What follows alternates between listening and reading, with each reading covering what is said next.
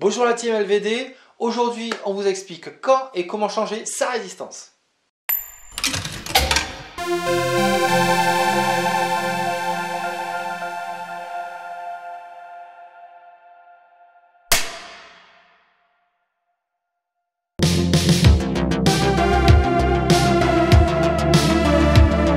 Première partie, tout utilisateur de cigarette électronique se doit de savoir changer sa résistance.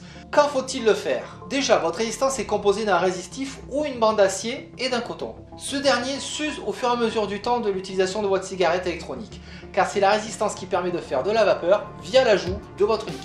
La première indication d'usure sera la perte de saveur quand vous vapez.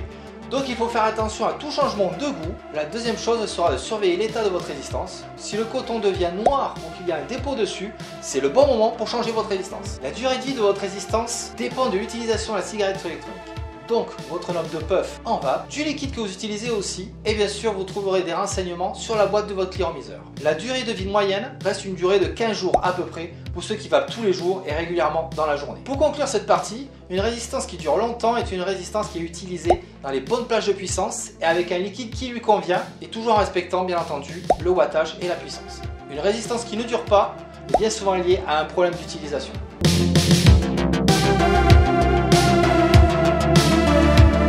Pour la deuxième partie, on va vous présenter différents montages de résistance sur des modèles assez courants. Donc voici trois climatiseurs, trois modèles assez courants. On va vous montrer comment changer les résistances pour chacun. Celui-ci tout simple, vous le prenez, vous avez une petite coque en haut, vous ouvrez, vous posez le bas, elle est juste clipsée, hop, vous déclipsez, vous changez votre résistance, vous en prenez une neuve, vous appuyez, vous reposez, hop, et c'est fini.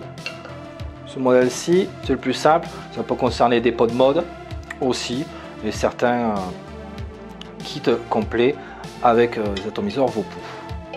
Pour le second, vous allez avoir un petit peu plus de démontage. Donc là, c'est un zénith.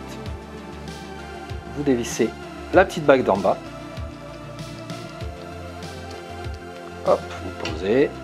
La résistance, idem, elle est clipsée.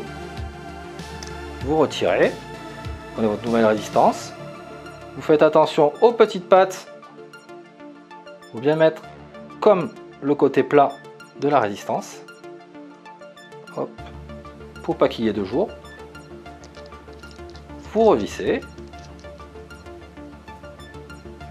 et voilà, tout simplement.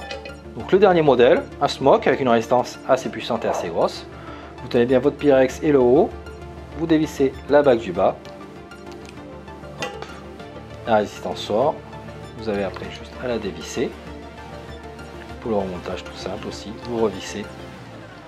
Alors quand votre résistance est neuve et uniquement quand elle est neuve, vous prenez du liquide, vous imbibez votre coton, que ce soit pour n'importe quel modèle de résistance. Vous avez bien le coton dessus sur la face blanche et sur les côtés, vous revissez.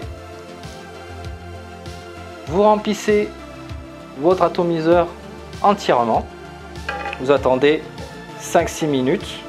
Et vous commencez avec la plage la moins puissante de votre résistance. Et après, vous pouvez vaper normalement. Vous retrouverez le lien de ce blog dans la description ci-dessous, bien entendu. Et maintenant, je vous dis bye bye et à bientôt la team LVD. N'oubliez pas, une journée sans fumée, c'est une heure de gagner.